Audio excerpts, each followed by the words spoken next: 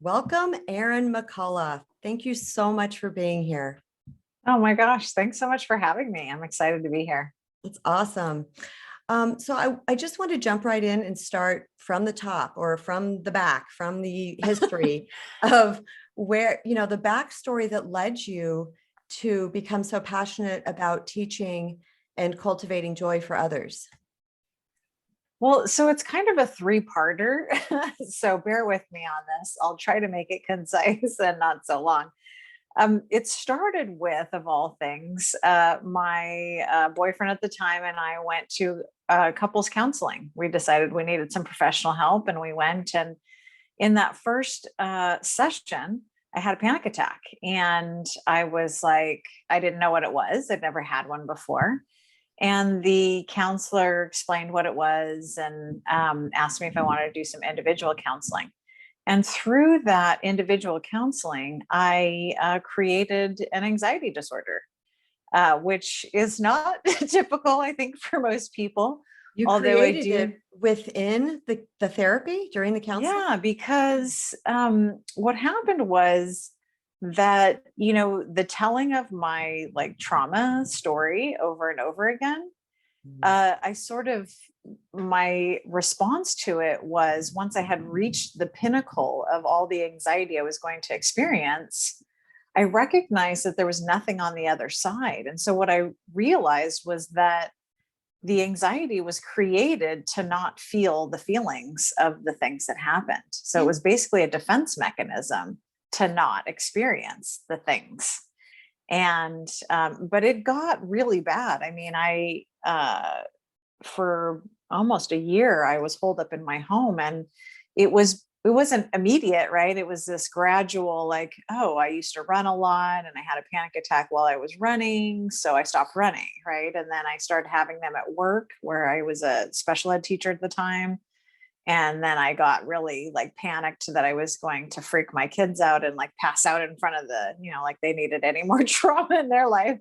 And Right. so I stopped working, and then it just got harder and harder to leave the house. And so it started there. And after about 9 months of that, I was only leaving the house to go to the grocery store and to my counseling sessions, and occasionally to go see my boyfriend at the time. And my counselor, I walked in one day and she said, we're really not getting at any like root causes here. We're really dealing with symptoms of anxiety.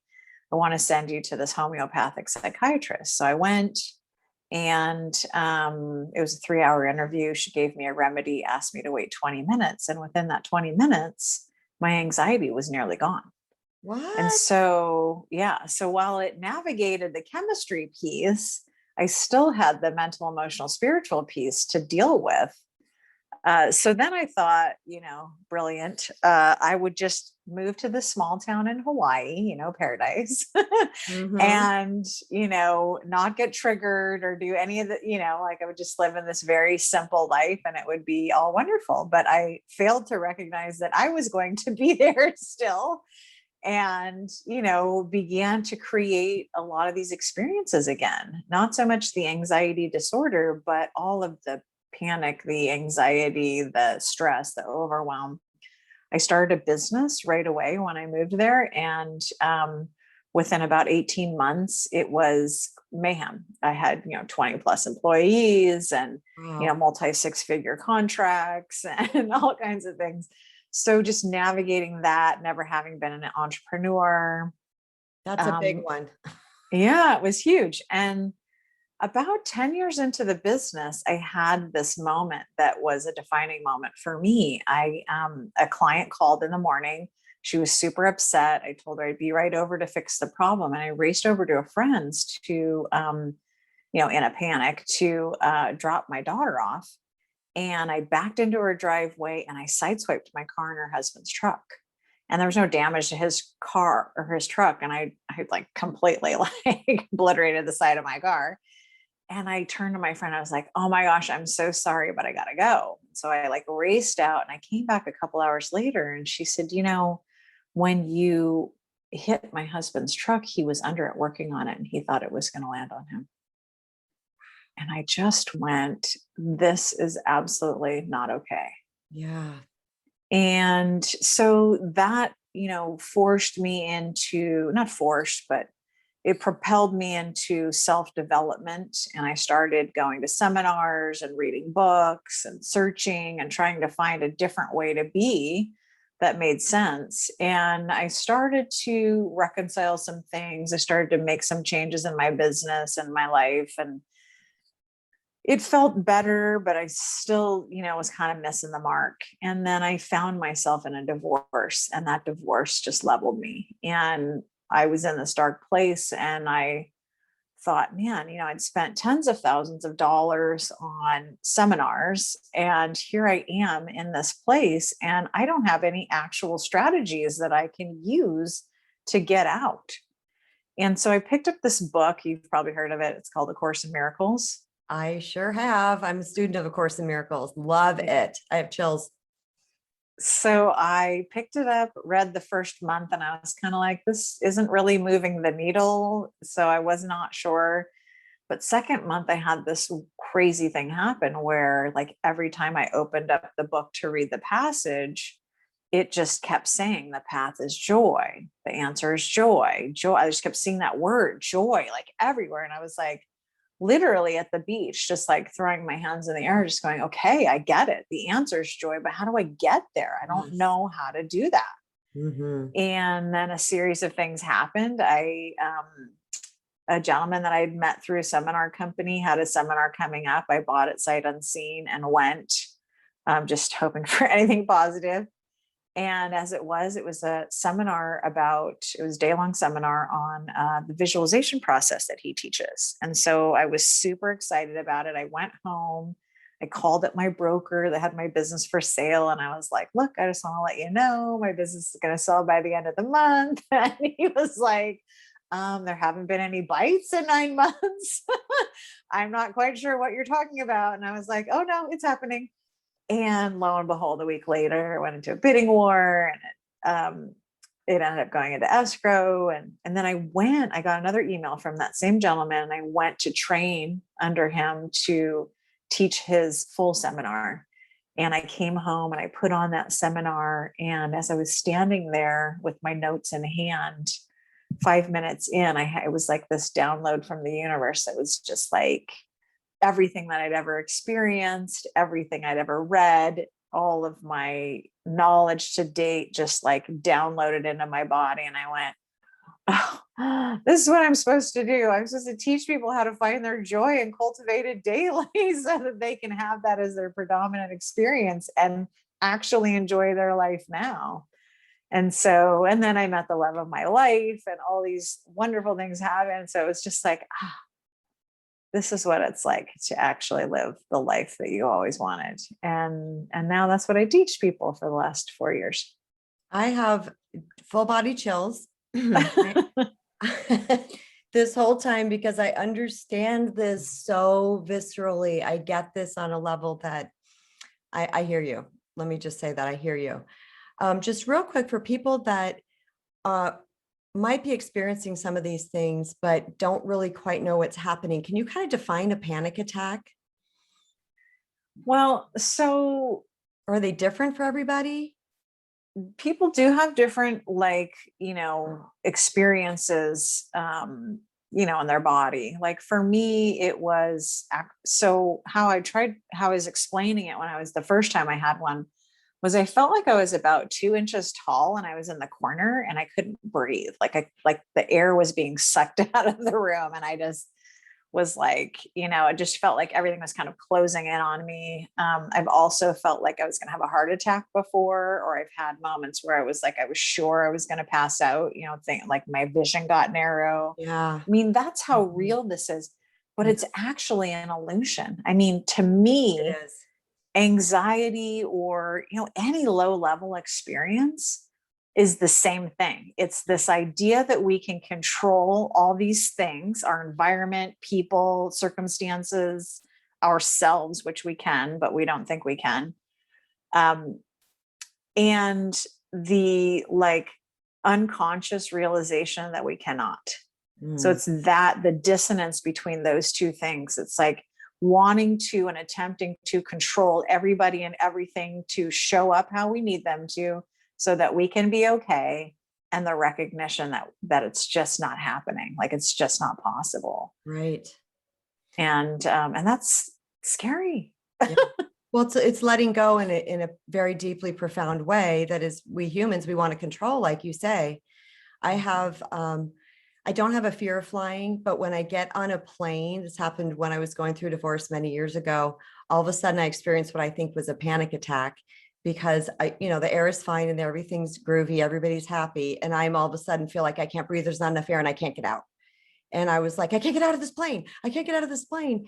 And then that was the first time. It wasn't very live, but anyway, it happened a couple other times on a plane only, which is strange because I guess that's an environment that I really can't control at all. Mm-hmm. And we just recently went to Seattle, and on the way there, I could feel this descending on me, just like mid-flight. I was like, dang it.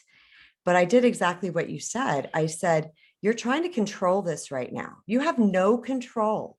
This is okay. Everything is okay. You're breathing. You're fine.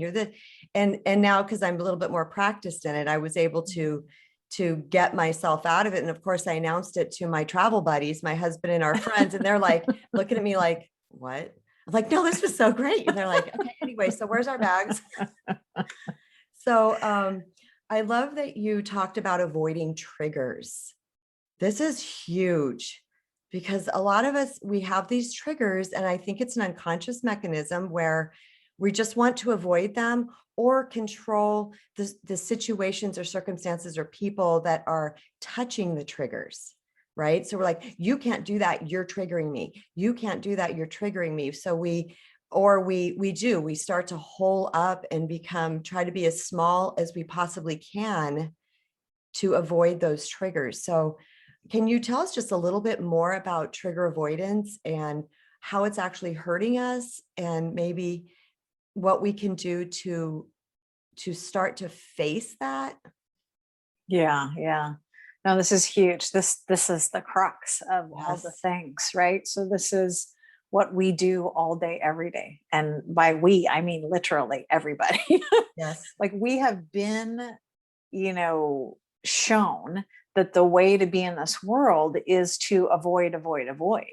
And so we do it the obvious things are, right? Alcohol and drugs, that's so obvious, right? There's newer things like social media, binge watching, whatever, helicopter parenting, where we make our kids matter more than us, or we put all of our attention on them. And then there's this other huge badge of honor that I like to talk about, which is I'm so busy. I'm so busy. I couldn't possibly, get Yes. together with you, or, this busyness thing is absolutely ludicrous. It is the biggest, I think, thing these days that people do to avoid feeling feelings. And so that's what we're doing all day, is avoiding, avoiding, avoiding. And unfortunately, or fortunately, the path to growth and healing is in the emotional feeling. It's allowing the emotion in, experiencing it. I think we've come so accustomed to avoiding that we're afraid of what that experience is. And I'll tell you, Yes. what you made of it in your mind is way worse than what it actually is. But you won't know that until you take that first step. So for me, this growth and healing process looks like first awareness, which sometimes comes in the form of crisis, right? It's like, I can't do this anymore. And then there's the emotional awareness piece, which is like, when am I in reaction? What am I reacting to?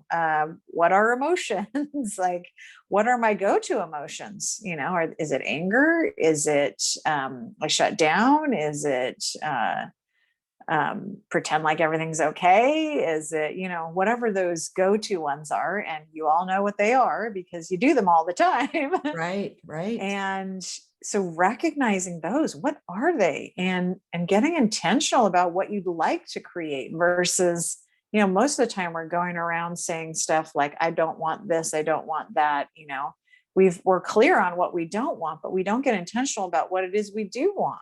So we say Exactly. the not want, but then we don't say, and yes, I don't want this. And what I would like is this, so that we can be intentional about what the next step is. Mhm. And then the next piece is, having some sort of strategy or tool, and in order to, reframe your brain so that it can get on board with what it is that you want to create. So we're super habitual as humans. We do the same things over and over again. We take the same action. We think the same thoughts.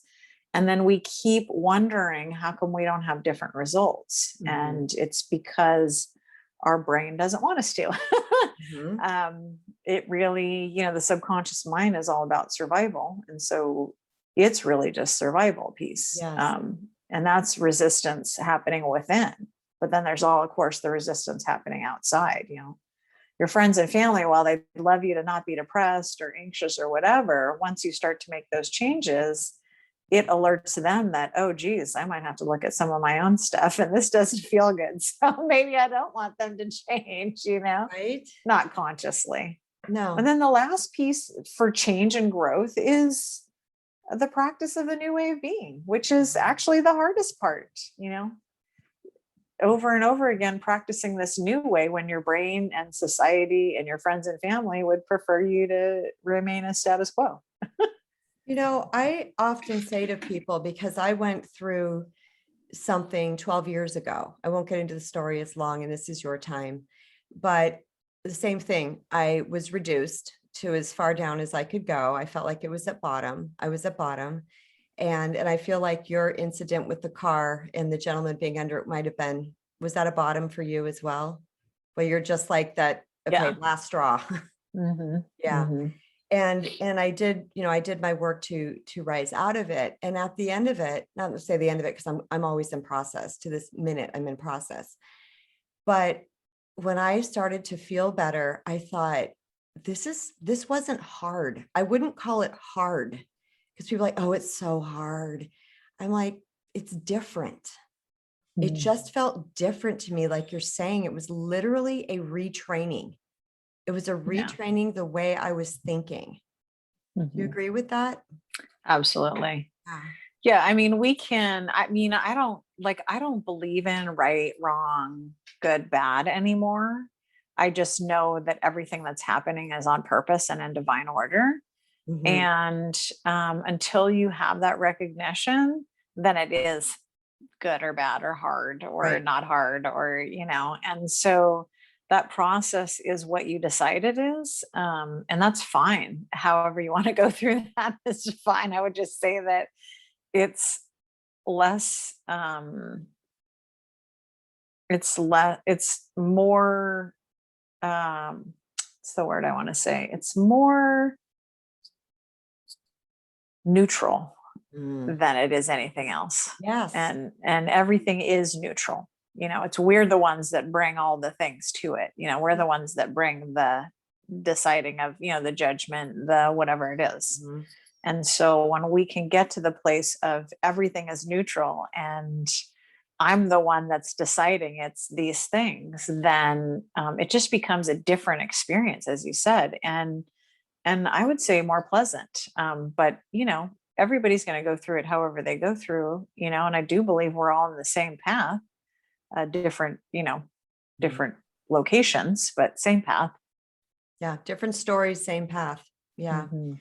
You know, the what advice would you give to someone who is in kind of that cyclical pattern of being just avoiding, and afraid to look at their emotions? Let's say they are listening to this episode and they're like, wow, this is me. But they're starting to awaken to the possibility that they don't have to be in this anymore. They don't have to struggle and they don't have to suffer anymore. They're starting to awaken to that. And they're like, but what's my first step? Do you have any advice? So, yeah, I mean, so when I start with clients, the first thing that we talk about is their story, not the rainbow and sunshine story, but the the one of all the yucky stuff that happened. Mhm. That not because I like to get, wallow in that story. The story is the production of that story is to recognize that, while these awful things do happen, there's opportunity for learning, healing, and growth through that story. And that's what it's for. It's not about the people. It's not about the things that happened. It's about what you decided because of that story. And that's really, the only reason the story exists. And so for me, the process starts with, we talk about the story, write it out, all the details. And then I tell them that they're not allowed to tell that story again. Mm-hmm. Not allowed to tell it to me, anybody else. They're not allowed to get into relationship over it, which we'd love to do. Oh yeah, my dad was an alcoholic and abusive too, or whatever the thing is. And then we begin the process of not telling the story in our mind anymore. And that process is a little more entailed.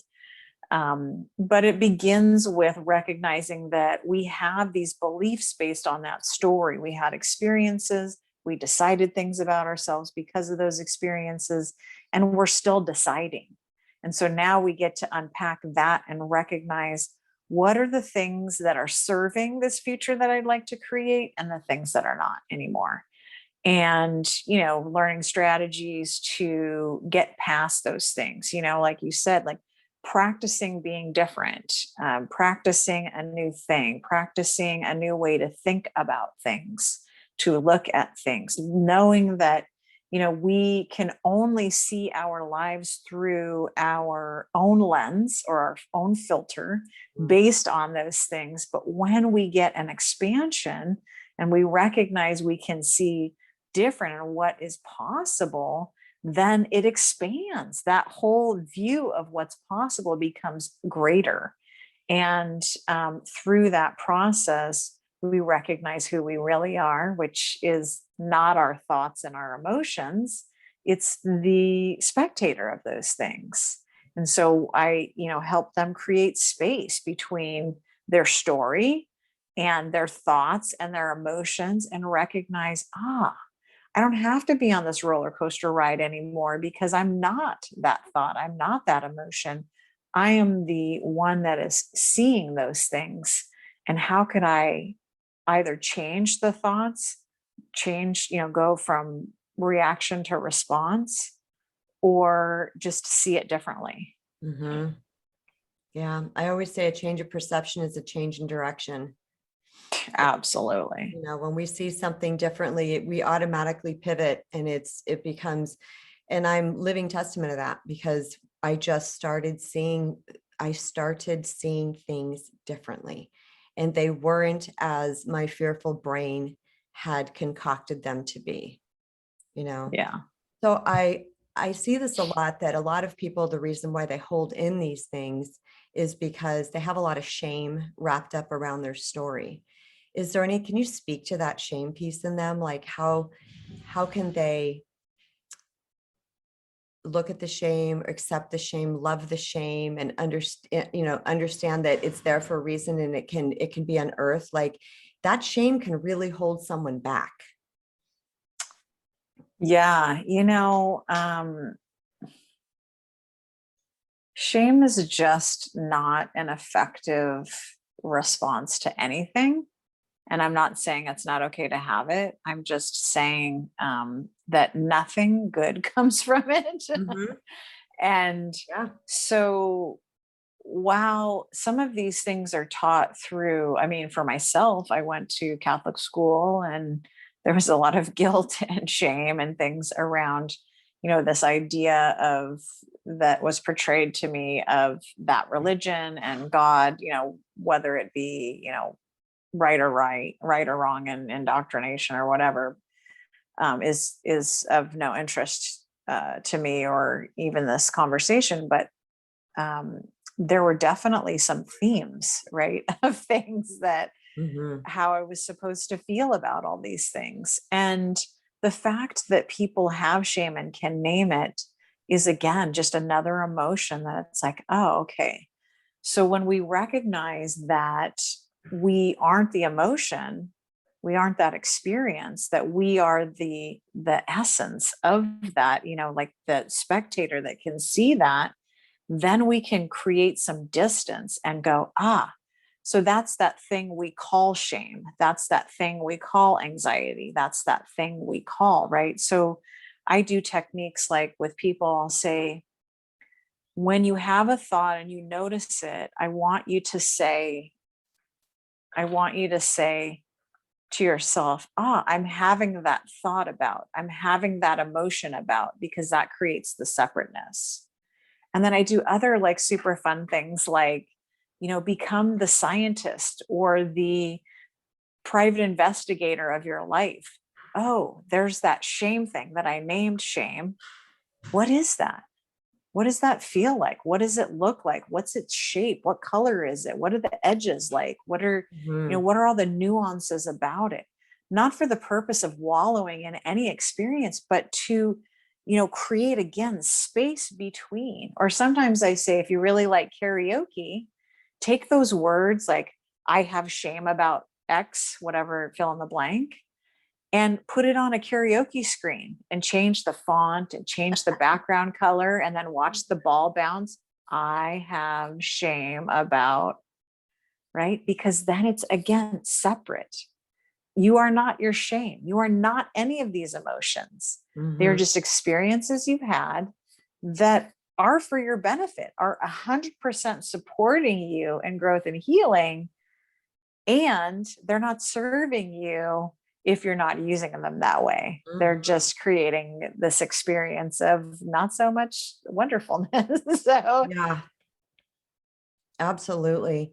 So can you talk to people about the difference between happiness and joy? Because people interchange those words, and I mm, think there's a big difference between them.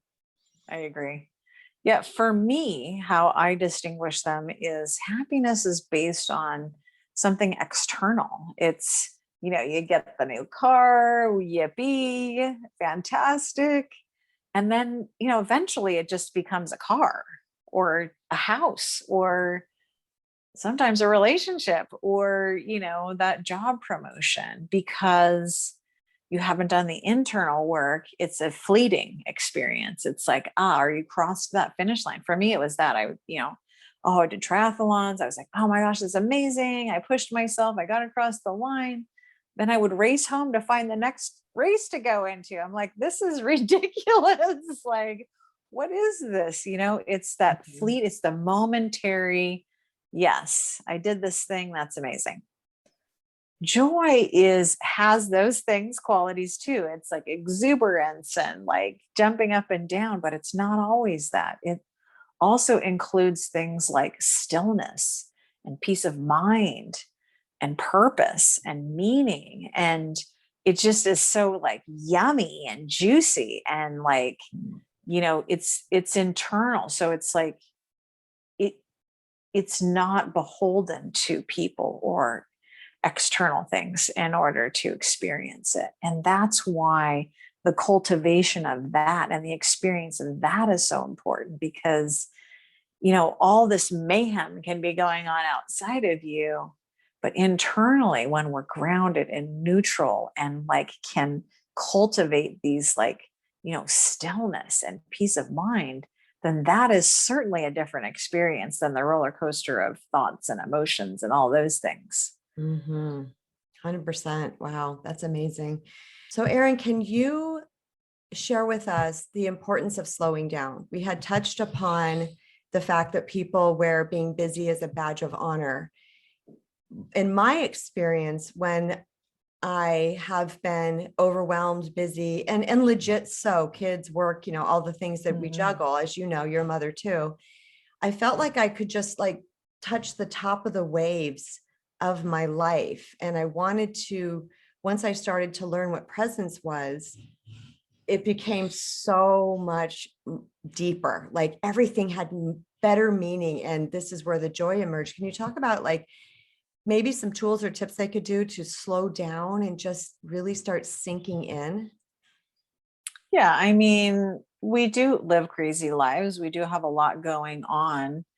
And I would just ask you to say, when you have those moments where you feel overwhelmed, I would ask yourself, you know, the question I would ask myself was, you know, I can have all these things going on and call it overwhelm, or I can have all these things going on and decide that it's not overwhelming, because I'd had both experiences, where I'd had, so much going on, but everything just felt like it was flowing fine. Mhm. But it also had the opposite, right? Which is what I think most people have, is like, oh my God, like too much going on. And I just feel like I'm, putting out fires everywhere. And it just doesn't feel, like you said, that was a good description.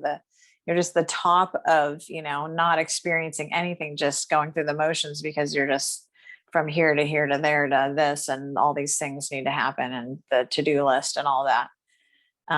So I would, one of the ways to slow that down is to decide that the experience you're going to have is not overwhelm.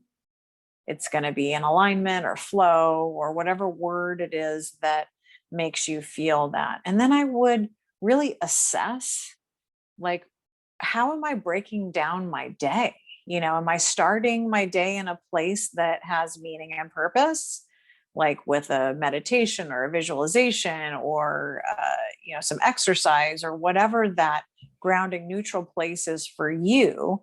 I would definitely start there, so at least you have, and our body remembers, so you can keep going back to that place in a moment's time. It's like, oh yeah, I was in that visualization this morning. It felt like this. Sweet. I'm there now. Reset. Moving on to the next piece I've got to do. That was a quick reset, and I can reset that quickly out of practice. And that anybody can do that. Um, and then just looking at all of those things and going, are all of these things bringing me joy? Am I doing them for the ultimate purpose of creating the majority of my experience in joy? Or am I doing them because I think I'm supposed to, because I'm a mom and my kids are supposed to be busy and they're supposed to learn all these things and be these superstars? Or am I trying to do that for myself? Am I trying to take on too much because I feel like time is limited? Um, and just looking at each piece and going, oh, okay, am I doing this because the neighbor said, or my family thinks I should, or because of, some idea I had from the past? Or is it truly like, and how it's bringing you joy is, while you're doing it, you're in that moment doing it, so much so that you get lost in it, Mhm. that you're not looking at the time going, oh my gosh, like I get on podcasts like this where we have these wonderful conversations, and I've lost all track of time Mhm. because this is so meaningful for me. And I'm hoping that it's of service and meaningful to others. And Mhm. so I'm here in this moment going, wow, this is amazing. And then the podcaster says, oh, the time went by so fast. And I think, it did. So those are those moments. Yeah. It's like, oh, the time I just got so consumed in it in such a lovely, beautiful way that, that does bring me joy. But if it's, and I would even say things like exercise. If that doesn't bring you joy, find something that does, because there's a billion things out there that you could be doing with your body Mhm. that do bring something, peace or stillness, or sweating, or whatever the thing is, and just keep searching, because just because that works for your neighbor or your family member or your spouse doesn't mean that it works for you. And that goes across all areas For of your sure. life, Yeah, it's about so. honoring yourself. Mhm. And Yeah. there's so much self-trust and self-love involved in honoring yourself. And we really just go, what works for me? My brother was an extreme rock climber. He did, the mile high climbs where he's sleeping on portaledges, Oh my gosh. you know, 8-day climbs up El Cap. And you said, Oh my goodness. and can you imagine the amount of presence that is required? And I always said Yeah. that's Jim Zen. Do I want to Yeah. do that? Heck no. But I can do like a walking meditation where I'm like, what are my feet feeling? I'm listening to the gravel crunching, and I have brought myself back from out of a crazy anxiety to the absolute presence just from listening to my feet walk on gravel to the front door. You know, Yes. I really wanted to emphasize to everybody, you can make these practices your own.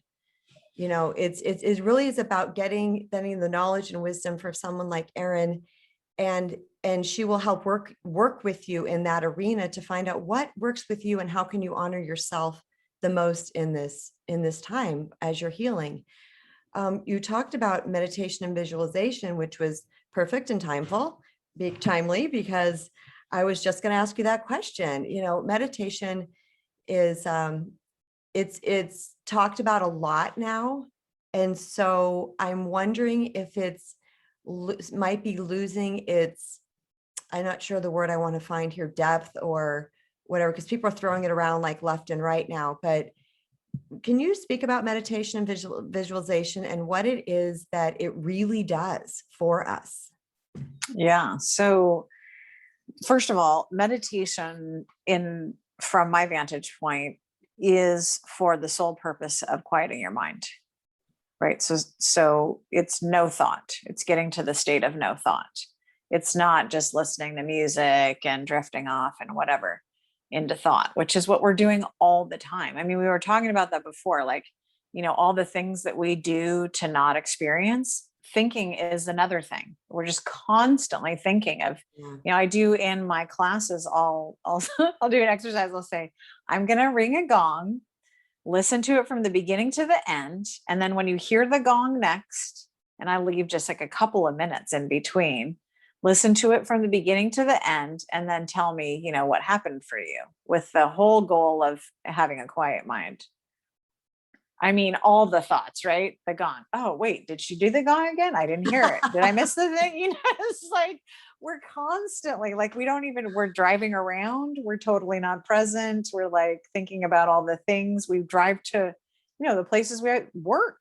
Like, how many times you show up at work where you couldn't remember how you got there, because you're just so habitual in all those things. And so the thinking mind is happening all the time. Like, it's constant. When you get into meditation for the purpose of not thinking, then you can create that in your life. And now I went from this, and trust me, it was not easy to get there because I was an overthinker and had been for so many years. It took me a long, long time. And I do want to share a strategy that helped me, because I think it's vitally important that we shut the thinking mind down often. And actually, honestly, I don't have much going on in the upstairs very often anymore. I don't go down the rabbit hole of things that we, like to do. But the strategy that I used to quiet the mind was having a mantra and going back to it. So this really is a practice, and that's why they call it that. So it's like, you decide on a mantra, you put on the music. I recommend music if you haven't started, because trying to be quiet with quiet is really hard for the new user. That's a great recommendation. Yeah. So nice music, whatever, feels good to you. And then have a mantra. It can be anything. It can be as simple as joy or om or, whatever, happy, or whatever that word is for you. And then, just try 5 to 10 minutes out of the gate, and it's the mantra. You're saying the mantra. You recognize you've got out into thought, come back to the mantra. Thought, come back to the mantra. Just keep coming back. You're just trying to retrain your brain to stop thinking. And then after a while, you won't need the mantra, but it's the guidepost to, thinking again, back. Thinking again, back, which happens a billion times over in the very shortest period of time. And don't judge it, important, because we all do it. It's like, people's like, oh, I can't meditate. I'm like, you're doing it by just even trying to do it. Yes. Just laying there practicing is meditating. It's not going to look perfect. And just go, I meditated today. It might have sucked ass, but I meditated. You know what I mean? Sometimes it did. And then some days you're like, wow, I was in la la land. I saw this light being, all these things can happen. And other times it's like you say the word once say the word one, and then you're off in la la. So just for clarity purposes, can you define mantra to somebody? Is it a word or is it a phrase or is it both? It can be whatever you want it to be. It just is that guidepost. And in my, that may not be, I don't teach meditation in terms of like, that is my specialty. I do a lot of different kinds of meditation now, but when I started, it was just music, needed a guidepost, training the brain, get back, get back, get back, get back. And obviously we want to choose, I mean, it's, a better experience if we choose something that is, higher elevation, higher vibrational word like gratitude or joy or Well, yeah, I hope love so. or, right. We don't want to choose something like angry. I'm angry. Let me go back to angry now. Yeah, That's not so good. yeah. So, But I do want to talk about the visualization piece because yes, I oh, think this yes. is also vitally important. Um, the visualization that I teach is where I found my joy. Like prior to this practice, I had no idea what my joy was. I could tell you like momentary things that made me sort of happy, but discovering that joy existed within me was through the visualization process. And so what I teach is I have people write out a day in the life of everything they ever wanted. That's material things, relationships, is everything, everything. This is not for the purpose of manifesting, although it does happen this way, for the purpose of having an elevated emotional experience. And in that elevated emotional experience, then you create your joy. Because the thing is the things that we want in our life, we want them because of how we think they're going to make us feel when we get them. Right. And I'm asking you to have that experience now before those things. And it's possible. And that's where joy is. Those things lead to this idea of what it would be, but experiencing it. And so when you write out that day in the life of everything you ever wanted, it has to include all of the feels, like, all the five senses. And I mean, you got to be in it. Like, this is the movie. You are in the movie. You're not the camera. And you're not bogged down with the hows. The hows are not our business. The universe takes care of the hows. We deal with what and why. So why do we want these things? What is it that we want? Creating the emotional experience through sensory. And I was like, at first it was really hard, but then I just started like physically moving my body. I'd be laying in bed doing my thing. And I'd be like, yes, that just happened. And then yes, and that happened. Mm-hmm. Because when you do that, like I just felt that rush of energy. It's like, oh yeah, I can have that emotion. I can have that experience now in this moment. And if it was a day in the life, you'd be that excited, Yes. Right. So that's where, like tears of joy were streaming down my face. And I was like, what is this? This is so amazing. That's being present in that moment. I love that. That is just so amazing. I feel like for me, when I was in that craziness area of my life, I just wanted peace. It was like, that was my goal, was just peace. I'm like, I need to find a way to have peace. And in doing that, because I think I put such an extreme vibe out into the universe that it was immediate these things came my way. And I was like, that sounds good. And I just want to emphasize again to everybody that this is about making it yours. Like when I talk about meditating with my clients as well, they're like, well, what should I do? And I say, the sky is the limit. And I give them off a whole bunch of things. I said, you have to find what works for you, what drops you in to that space of just being able to go with the flow and decreasing, like you said, that survival response that we're constantly living in our brain. Yeah. Yeah. Yeah. I don't know, maybe. So for me, I had a moment, it was actually at a seminar. It was like a week-long seminar where I had experienced for the first time being in the present moment. And it was an outdoor activity day. And there were 3 groups, and one of the groups was still finishing their activity. So they'd put us on silence and told us to just wait in this area. And I laid down on the ground. I looked up at the sky, and it was, a beautiful day. And I was just like, it was the first moment where there was no thoughts in my mind. I was like, what is this? And the word just came, it was like peace. And I was like, man, I had never experienced that before. I didn't even know that it existed. And I wonder if other people had that experience too, because I had heard, in the books, be in the present moment, and that's where you want to be. But I didn't really understand it until that moment. And I went, I think this is that thing. I do think it's something once you have to experience it. And there might be times, because I went back into my childhood, I was like, I didn't have all this crazy anxiety and stuff going on in childhood. What was I doing? And to be honest with you, I was so present with whatever I was doing, whether I was playing with a kitten or riding my bike, or I remember smelling the air after it rained, like literally smelling. In Arizona, it smells amazing after it rains. The wet desert I love that. So I want to bottle that smell. And I remember, I'm like, I was just so present. I wasn't out here worrying about all of this other stuff. So, I encourage people to find, there is some point in your life, probably, maybe I shouldn't say that unilaterally, that you've had that peace. What did you do to get there, just for a moment? Did you have moments like that when you were a child?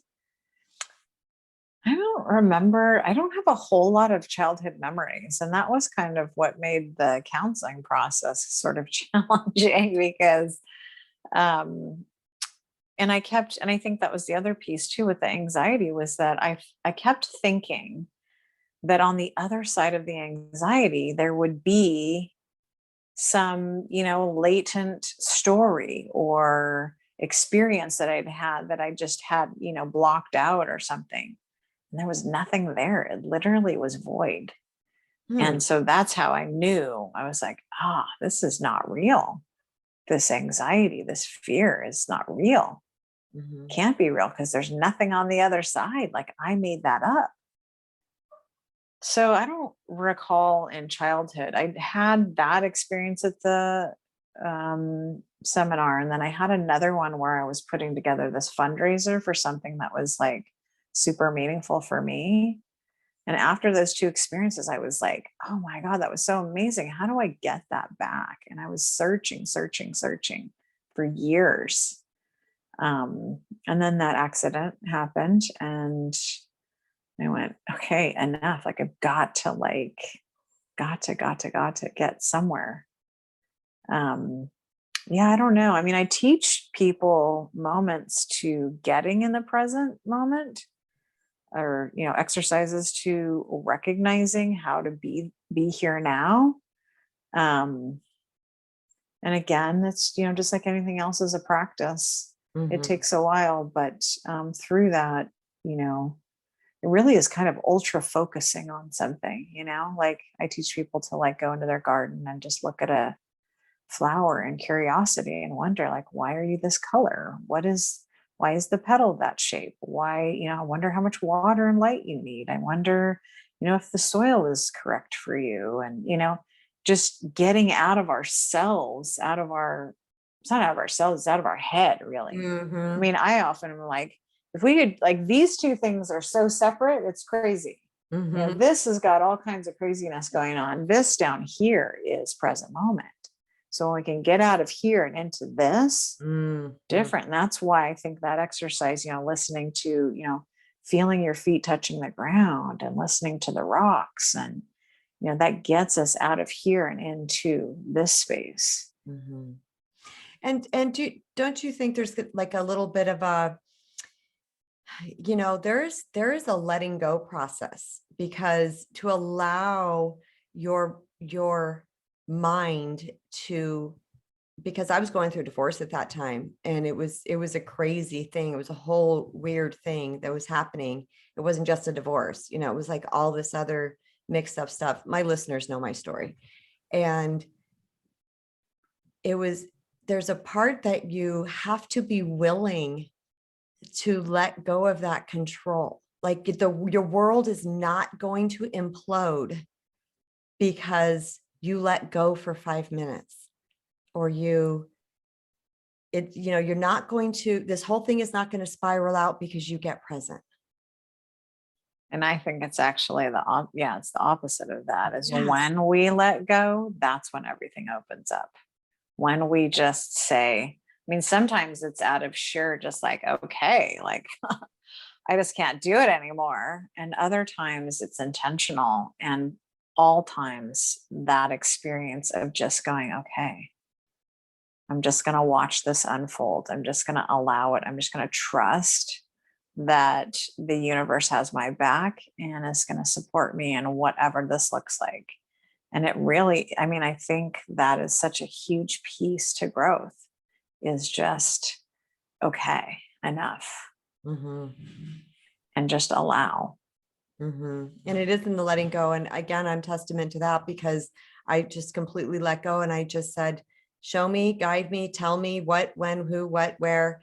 And I literally let go. And then everything went boop, boop, boop. And all the pieces lined up so perfectly that it was almost like being at a ride at Disneyland. And I was like, I just have to sit here and everything is working, excuse me, out for me. Like, I don't need to control.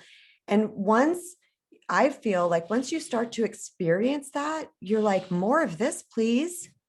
Yeah.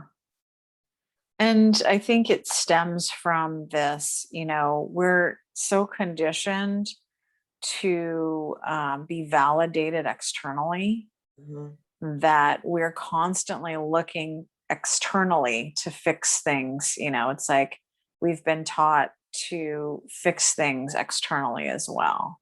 But when we go in and do the repairs internally, then we allow for that, what you said, that, things just line up. They just show up. And you're just like, wow, that's crazy. I had all that resistance and all I had to do was chill out for a minute. And, and sometimes you have to keep choosing to relax, right? You just got to keep choosing. It's like, oh, there's that thing again. I'm getting uptight about what money, like people love to get uptight about money, myself included, had a lot of work to do around that. Still working on some things around that. Or body image issues. These things are not a one and done deal. They're, oh, it came up again. There it is again. Interesting. Yeah. Interesting. Okay. I see you. I'm just gonna sit with you for a minute, and then we'll be on our way to just, okay, here it comes again. Feel that. I feel that so much. One last question, because the time flew by. How do you feel like being present and cultivating joy affects relationships?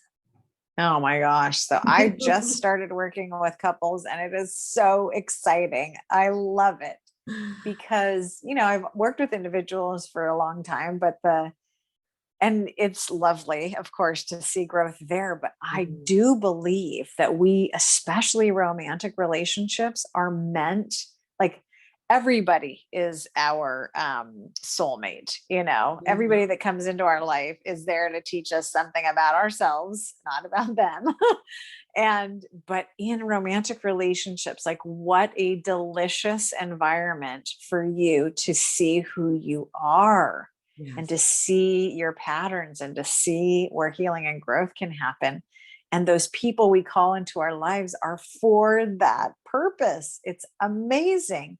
And when I counsel with couples together, I just see it. So I teach them, rather than elevating each other, triggering each other and then elevating the conversation to like, that hurts and this hurts and that hurts worse and let me hurt you back. It becomes, comes from a responsible place now. And it goes, oh, that thing you just said, that did not feel good.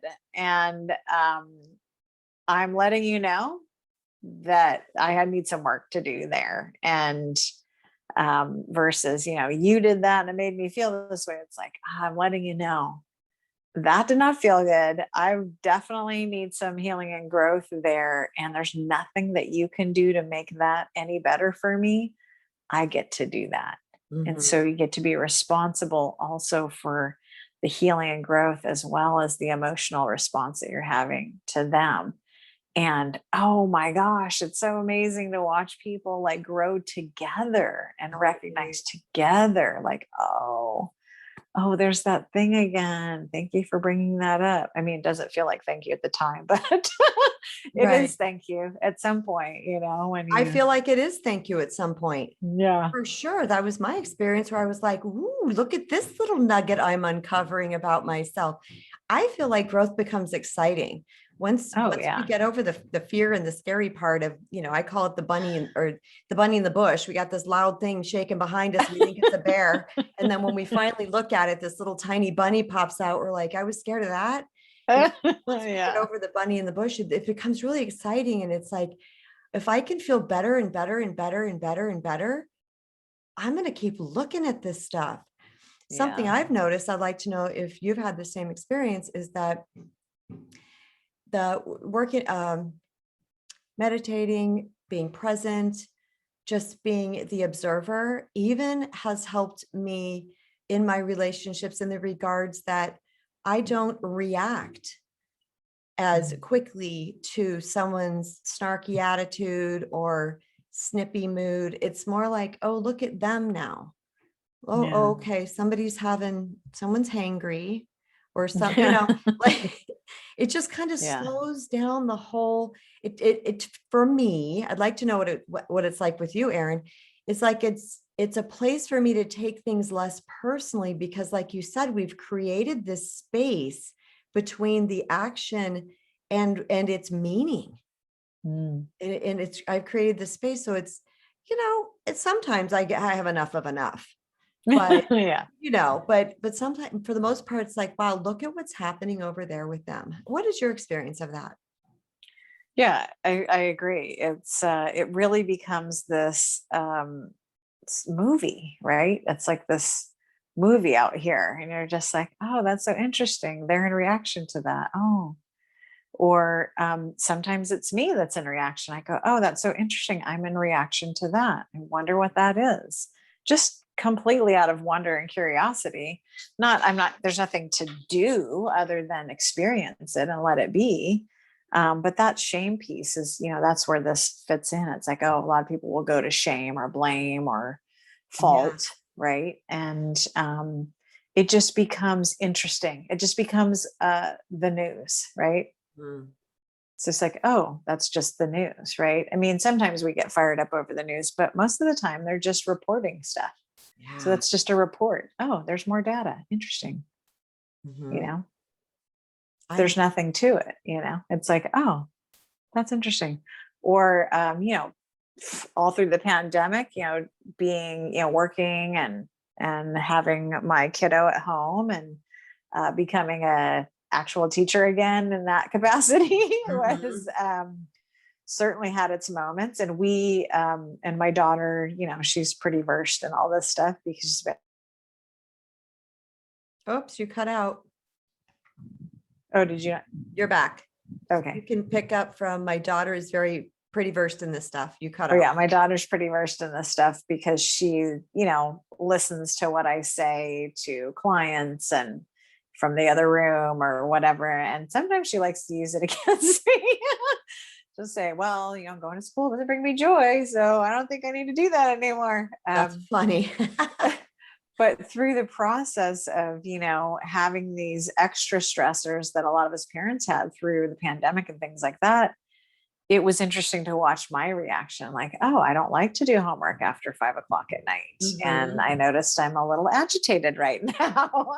And she would pick up on it too and go, oh, that's interesting, and we would laugh about it. And so when you can bring other people in on the joke, so to speak, then they can also help you to recognize, oh, interesting, I'm in reaction right now. That's it's not the experience I want to have. And yeah, and it just becomes less about, putting these negative titles on, labels on like shame or blame or fault, then it just becomes just out of curiosity and wonder. Oh, interesting. I'm in reaction now. You're in reaction. Oh, wonder what that means. And you bring up a really good point, because when we show up more in our light, that does impact those around me. Like I have a 15-year-old, and to hear her speaking to her friends about things, it's like, she's like, Mom, I feel like I know things. I said, how do you think? She said, because I listen to you. And I was like, but the same is true for your friends and people around you. When you show up in I don't even know the right word to say, Authentic. more in your joy, more in your light, more in your wisdom, not being afraid to be who you are and speak truth, what I call capital T truth. It's a ripple effect. It is. And when we're not only helping ourselves when we break out of these old patterns that are tired and wearing us down and beating us up, we're actually helping the world going forward. Like there's a light that is shined out there. Like we hear so many times, if you want to be a great parent, the best gift you can give to your kids is to work on yourself. I'm testament to that. I'm a very different person / parent than I was to my two older kids that are 10 and 12 years older than my youngest one and her. There's a more calm, there's just a less stress. I don't know what it is. It's more rooted in one piece, more I like myself more. I'm not as worried about what the world thinks of me, but she's just getting a different version of me than they did. You know what I'm saying? But I was always working on myself with them too. Like I've always been on that path. It's just who I am. But I feel like this is a win-win for the entire world when we really start to heal and grow. Absolutely. I mean, we become a beacon to those seeking. And, whether it's friends, family, community, or whatever.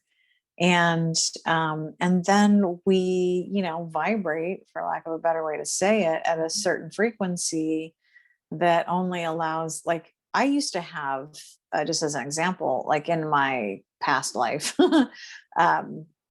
before all of, this understanding, I would have run-ins with, customer service reps all the time. Like my phone's not working. I have to call them up and, just be, oh, they're rude. They're this, they're that. I never have those experiences anymore because I don't allow them in. They don't exist in my world.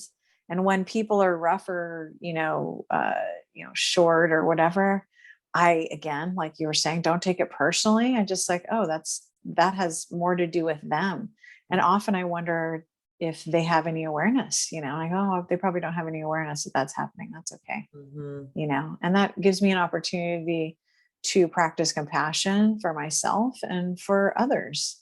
And in that space that we're holding for the people in our lives, which is a ripple effect, it's not just the ones that we can see. It's like this energy is going out exponentially.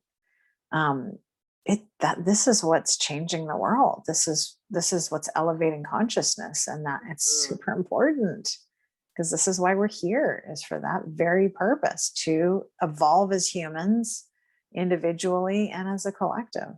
And do you see that happening? I feel like that's happening. I don't know if it's like speeding up, but I'm seeing it. I don't know if it's because through social media, so people have access to more information. But I feel like I'm seeing this happening. Like there is kind of a broader awakening, maybe through the whole thing we went through in 2020. I don't know. What are your thoughts on that? Yeah, I think that it is, it does have a experience of speeding up. I'm sure social media helps. And I mean, people like Oprah, who started this, 20 years ago, saying, people who have influence that are intentional about what they're doing, and their intention is coming from a place of love and gratitude, matters. And yeah, I mean, I think people like her got the ball rolling, and now it's becoming more acceptable, the vocabulary around things like just meditation alone. Like most people in the past would have gone, oh, it's woo woo or whatever. And just woo woo itself is sort of becoming popular, I think. It is. Yeah. Yeah. There's definitely an awakening happening for sure. And again, we're all on the same path, just different locations on it. And it's meant, and some people may not even, may not be this iteration of that they, have some knowing of these things. But I think, most of the things that I talk about, I feel like are, when it's resonating with people, it's a re-knowing, like they knew that deep Absolutely. down already. And so it's not like I'm some magical person that came up with, Mm-mm. I mean, these are things that I know to be true also on a deep level that I heard from other people or that I experienced in my life. And I'm just sharing it because I think that everybody should have this experience. And if they're not, seek, please, maybe it's not from you or I, but there's somebody out there. There's Mhm. many voices saying very similar things. And Oh, for sure. yeah, just find your person. And because yeah, you're meant to be enjoying now. You're meant to be enjoying your life at this Yeah. very place, even if it doesn't look how you think it should. Yes. And I think that's about resonating. When something resonates with you, you're like, okay, there's something to this. Like Mm, Marianne Williamson was for me, my mm, first Course in Miracles introduction was through her. A girlfriend kept saying to me, you need this book, you need this book, you need many years ago. And then I was going through this crazy time in my life. And I walked into, you're going to love this story. I walked into this, one of my hair, I did hair for 28 years. So one of my hair oh, clients does this used book sale. And I went, she's like, you gotta come. Sunday's half price books. And there was Return to Love for 50 cents. It was $1 on sale for 50 cents. And wow, that thing is bruised and tattered. It is the original copy. You know how she changed it to wow. the red cover now. And I soaked that in, like, something feels so true about this. And I didn't know A Course in Miracles from anything. Mm, Right. And then that made me want to search even more and even more. So find out what resonates with you. You know, like Miss Erin said, it doesn't have to be me, it doesn't have to be her, it can be just anybody. Something's going to click with you where you can start adopting that truth, because I do believe as souls, we do recognize that truth when it comes in. mm, mhm. Well, Erin, this has Definitely. been a deeply moving, amazing, Aw. full body chill, God bump kind of interview. I love it so much. And so amazing. I would love for you to share how the listeners can hook up with you, find you, give us all your goodies. I'd say the best way to get me is probably on Instagram. My handle is Erin, ErinMacLLC. And I post a weekly video of strategies or things to think about. And my email, not my email, pardon me, my website is also in the profile. Okay. And you can email me through that if you want to get, or you can DM me on Instagram. And if not, my website, if you're not on Instagram, my website is Erin, ERIN dash or hyphen MAC.com. And there's all kinds of goodies on there too. And I love Erin Mack. I just want to call you Erin Mack. So I'm going to call you That's after fine. today, because after I saw you on Instagram, I was like, oh, I love Erin Mack. That's so cute. I just want to introduce her as Erin Mack. Very cute. Thank you so much for blessing us with your presence here today. This was truly beautiful, and I really appreciate you. Oh my gosh. Thanks for having a platform to talk about these things. It's really important. And I know it can be a lot of work. And so I appreciate you and for even considering having me on here. It's a blessing.